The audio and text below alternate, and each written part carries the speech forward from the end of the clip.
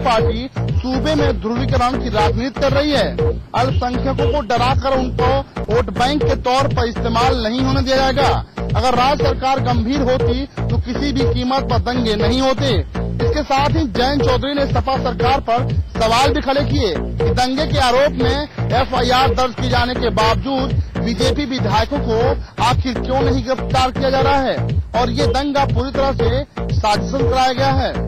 इतना ही नहीं, राष्ट्रीय लोकदल के नेता जयंत चौधरी ने सपा सरकार पर जमकर हमला बोला तो ये भी साफ किया कि दंगा प्रभावित इलाकों में राष्ट्रीय लोकदल के नेता और कार्यकर्ता शांति बहाली का प्रयास कर रहे हैं। उत्तर प्रदेश की अखिलेश सरकार में अब लड़कियां घरों में भी महफूज नहीं हैं। एटा जिले में सोमवार को बीएससी की एक छात्रा का दिन दहाड़े अपहरण कर लिया गया।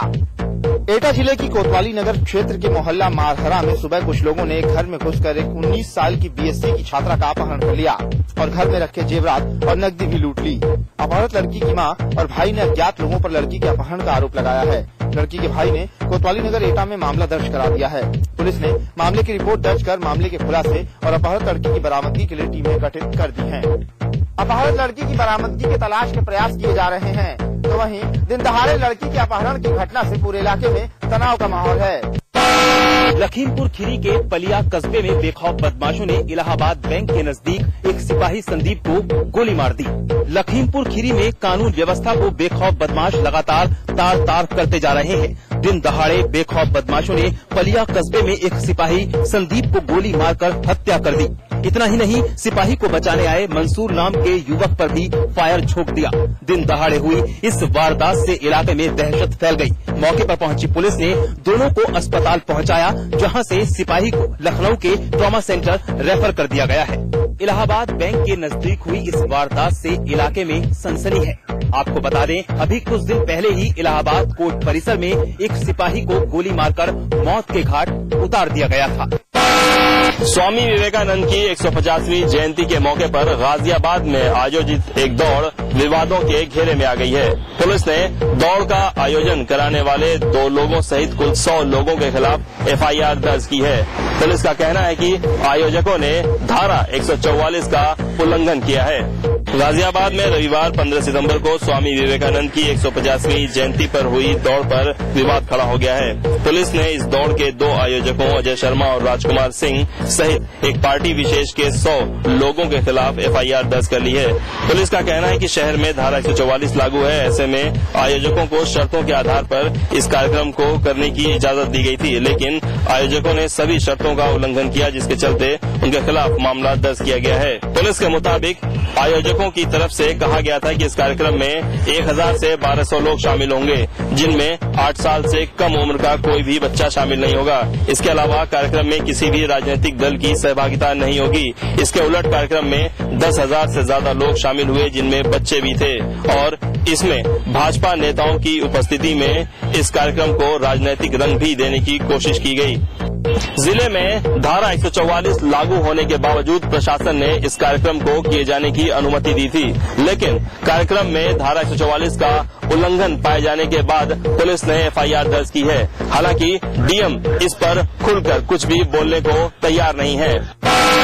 महिलाओं के ऊपर लगातार बढ़ रहे अपराधों को लेकर अब देहरादून पुलिस सतर्क नजर आ रही है। देहरादून पुलिस का कहना है कि हाईटेक तरीके अपनाकर महिलाओं को जागरूक किया जाएगा और उन्हें बताया जाएगा कि वो किस तरीके से खुद को सुरक्षित कर सकती हैं और जरूरत पड़ने पर किस तरीके से पुलिस की मदद भी ले सकती हैं। राजधानी देहरादून में इन दिनों महिलाओं से संबंधित अपराध के मामले काफी बढ़ गए हैं। पिछले 15 दिन में राजधानी देहरादून में महिलाओं से संबंधित अपराधों में काफी ज्यादा तेजी आई है।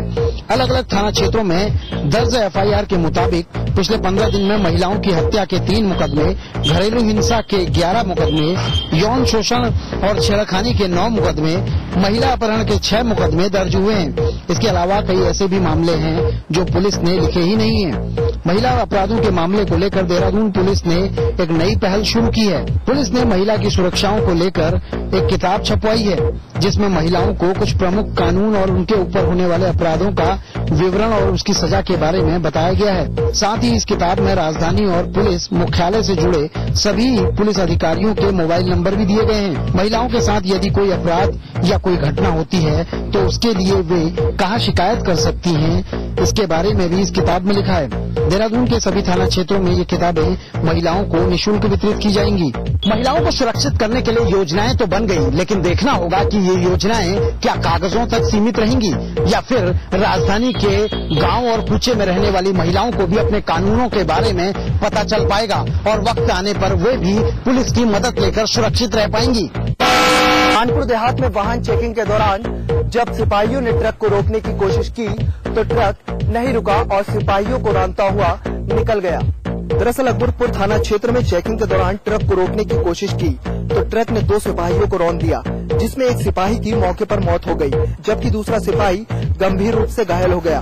दरअसल 12 गांव में स्थित नेशनल हाईवे पर पेट्रोलिंग के दौरान ट्रक को रोकने की कोशिश की गई तो ट्रक ने 2 सिपाही विजेंद्र सिंह और रमाशंकर को ट्रक से रौंद दिया, जिसमें विजेंद्र की मौत हो गई। घायल सिपाही को इलाज के लिए जिला अस्पताल में भर्ती कराया गया है। मेरठ के थाना कंकरखेड़ा क्षेत्र के दिलवारा गांव के पास अज्ञात बदमाशों ने दिन दहाड़े बैंक मैनेजर को गोली मारकर सनसनी फैला दी। उधर आरोपी घटना को अंजाम देकर मौके से फरार हो गए। पुलिस ने मामला दर्ज कर अपनी जांच शुरू कर दी है। मेरठ के थाना कंकरखेड़ा क्षेत्र और जानी क्षेत्र की सीमा पर स्थित दिलवारा गांव के पास अज्ञात बदमाशों ने दिन दहाड़े ओबीसी बैंक के मैनेजर राम बाबू को उस वक्त गोली मार दी जब वह कंकरखेड़ा से जानी क्षेत्र के कतवाली गांव में स्थित अपने बैंक में जा रहे थे। सूचना पर पहुंची पुलिस ने राम बाबू को मेरठ के एक निजी अस्पताल में भर्ती करा दिया, जहां उनका उपचार चल रहा है। उधर बाइक सवार हमलावर गोली मारकर फरार हो गए। उधर पुलिस ने मामला दर्ज कर अपनी जांच शुरू कर दी है। अब पुलिस के सामने यही सवाल है कि आखिर क्यों मैनेजर को मौत के घाट उतारने की नीयत से हमला किया गया। गौरतलब है कि मैनेजर के साथ लूटपाट भी नहीं की गई। वृंदावन के परिक्रमा मार्ग में एक दर्दनाक हादसा घटित हुआ। दिल्ली से श्रद्धालुओं को लेकर के आई बस के चालक ने परिक्रमा दे रही 2 महिलाओं को रौंद दिया, जिससे दोनों की मौत हो गई। 52 एकादशी के पावन पर्व पर वृंदावन में हजारों श्रद्धालु परिक्रमा दे रहे थे। इन्हीं परिक्रमार्थियों में शामिल थी मथुरा के महुली रोड क्षेत्र निवासी मीरा देवी और बीना देवी। ये दोनों महिलाएं परिक्रमा देते हुए जिस दौरान चामुंडा देवी मंदिर के समीप थीं, उसी दौरान उनके पीछे से आती एक बस ने उन दोनों को रौंद दिया और उन दोनों की ही दुखद मौत हो गई। प्राप्त जानकारी के अनुसार ये बस दिल्ली से आई थी, जिसमें बेंगलौर के यात्री सवार थे। दुर्घटना को अंजाम देने के बाद बस का ड्राइवर और कंडक्टर दोनों ही मौके से फरार हो गए। घटना की सूचना पाकर मौके पर पहुंची पुलिस अब फरार ड्राइवर और कंडक्टर को ढूंढने के साथ साथ बस के तकनीकी मुआयना कराने की बात कह रही है। हालांकि ये पूरा मामला जिम्मेदारियों को नजरअंदाज करने का तथा व्यवस्थाओं में लापरवाही बरतने का ही है। दिल में आस्था और जुबान पे राधे राधे। अगर हम अपनी धार्मिक मान्यता की बात करें तो इस प्रकार से परिक्रमा दे रही दोनों महिलाओं की जब परिक्रमा के दौरान ही मौत हुई है तो संभवतः उन्हें मोक्ष की ही प्राप्ति होगी। लेकिन सामाजिक और विधिक मान्यता के अनुसार जिन अफसरों ने लापरवाही बरती है, जिन्होंने अपनी जिम्मेदारी को नजरअंदाज किया है, उनके पाप की आखिर क्या सजा होगी ये कहना बेहद मुश्किल है। वाराणसी के कैंट रेलवे स्टेशन पर उस वक्त हड़कंप मच गई जब आरपीएफ और टीटी में जमकर हाथापाई और मारपीट होने लगी। इस घटना की सूचना जैसे ही जीआरपी को लगी तो मौके पे जीआरपी ने पहुंचकर दोनों पक्षों को समझाने की कोशिश की, पर दोनों पक्ष इतना उग्र हो चुके थे कि जीआरपी के बस में नहीं था। तो जीआरपी पुलिस ने मजबूरन जिला पुलिस से संपर्क किया और पीएससी लेकर उन टीटीओ को समझाने की कोशिश की, पर टीटीओ ने तत्काल 4 मिनट के लिए पावर सप्लाई कटवाकर सभी ट्रेनों का आवागमन रोक दिया। वहीं घंटों इस हंगामे के बाद यात्रियों को काफी दिक्कतों का सामना करना पड़ा। टीटी और आरपीएफ की लड़ाई में घंटों टिकट काउंटर भी बंद रहा और यात्रियों को यहाँ वहाँ टिकट के लिए परेशान भी होना पड़ा। ये पहली घटना नहीं है जब आरपीएफ और टीटी में इस तरह की मारपीट हुई हो। इसके पहले भी वसूलियों को लेकर दोनों गुटों में जमकर मारपीट हो चुकी है। टीम इंडिया से बाहर चल रहे विस्फोटक सलामी बल्लेबाज वीरेंद्र सहवाग ने बीसीसीआई की इच्छा जताई है कि वो अब मिडिल ऑर्डर में खेलना चाहते हैं। सलामी बल्लेबाज सहवाग मार्च में हैदराबाद में ऑस्ट्रेलिया के खिलाफ खेले गए दूसरे टेस्ट के बाद से टीम से बाहर हैं। सहवाग ने अपनी प्राथमिकता के बारे में भले ही बीसीसीआई को सूचित किया हो, लेकिन संदीप पाटिल की अगुवाई वाली चयन समिति ने उन्हें वेस्टइंडीज के खिलाफ दूसरे और तीसरे 4 दिवसीय मैच के लिए भारत ए की टीम में बतौर सलामी बल्लेबाज चुना है। चेतेश्वर पुजारा की कप्तानी वाली टीम इंडिया ए में वीरू के साथ पारी का आगाज करने वाले गौतम गंभीर भी शामिल है।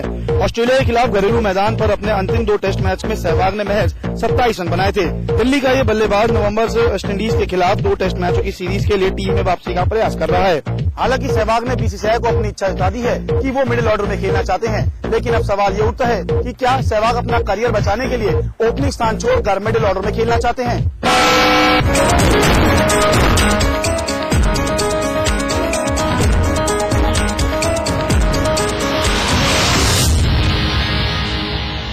सेल्फ डिफेंस का जुनून सवार है, स्ट्रेंथ के लिए यही देती हूँ।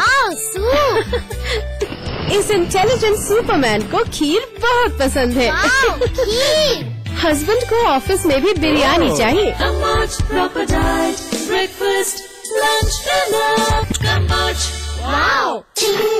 आजली क्या?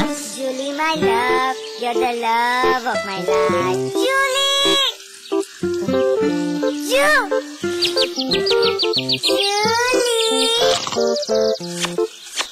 उंगली खुजली ने प्लान बनाया क्विकली और पाइप दबाया क्वाइटली।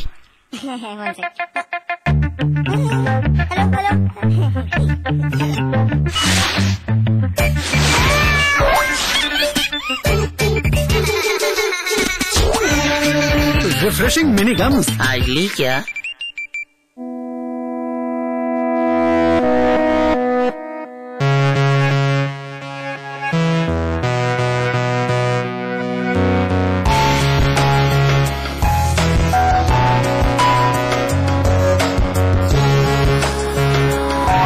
Supernova by supertech. खोल दो इन खिड़कियों को, इन दरवाजों को, हाथों को फिर से हाथों में डालो। किसी को गुदगुदाओ, किसी को गोद उठाओ। दोस्ती करो, मोहब्बत करो। पास पास आओ, पास पास आओ, पास पास आओ। गले मिलो, आंख मिलाओ, किसी को अपना बनाओ। ताया ताई, मौसा मौसी, सबसे प्यार करो। पास पास आओ, रहो हमेशा पास पास।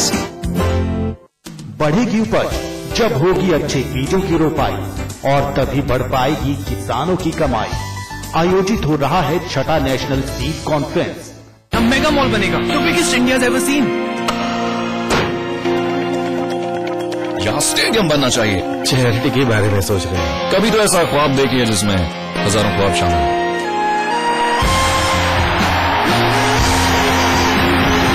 जब दूसरों के ख्वाब पूरे करोगे तो अपना कल बनते देखोगे। रजनीगंधा हिलने है दुनिया।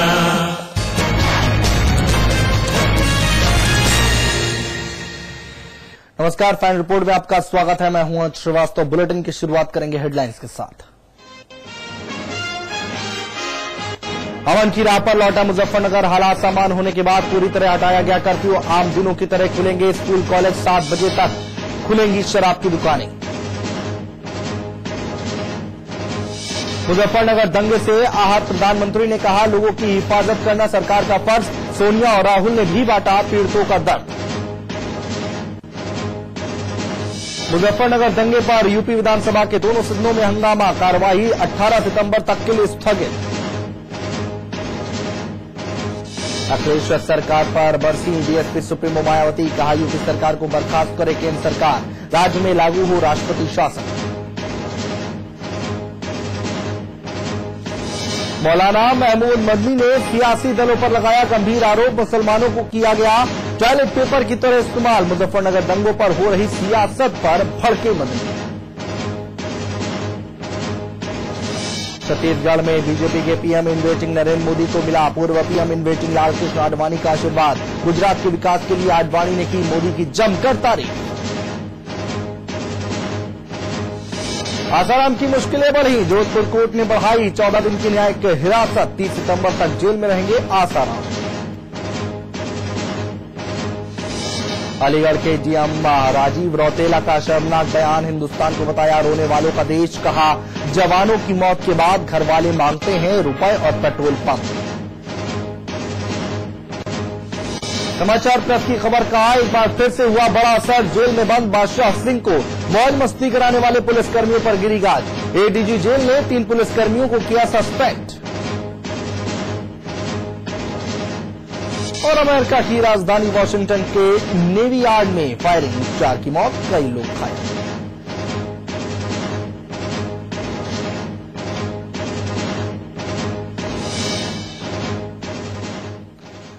मुजफ्फरनगर में हालात सामान्य होते जा रहे हैं, जिसको देखते हुए जिलाधिकारी ने कर्फ्यू को पूरी तरह से हटा दिया है। अब रात और दिन का कर्फ्यू पूरी तरह से हटा लिया गया है। केवल शराब की दुकानें शाम 7 बजे तक ही खुली रहेंगी। स्कूल कॉलेज सामान्य तौर पर खुले रहेंगे।